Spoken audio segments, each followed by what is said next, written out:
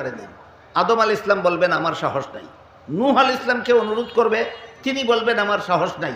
ইব্রাহিম আলাইহিস সালামকে অনুরোধ করবে, তিনি বলবেন আমার সাহস নাই।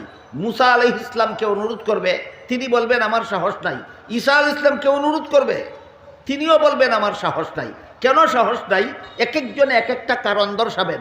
সবগুলি কারণ বলার সময় আমার হাতে নাই। শুধু ঈসা নবী কি কারণটা দর্শাবেন শুনুন।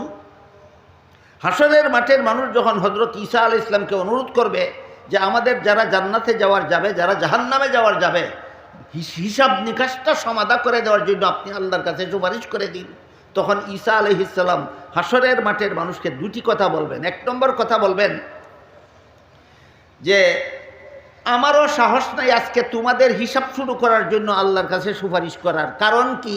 কারণ হলো আমি দুনিয়ার থেকে বিদায় হওয়ার পরে আমার উম্মত খ্রিস্টানেরা আমাকে খুদার শরীকদার বানাইছে।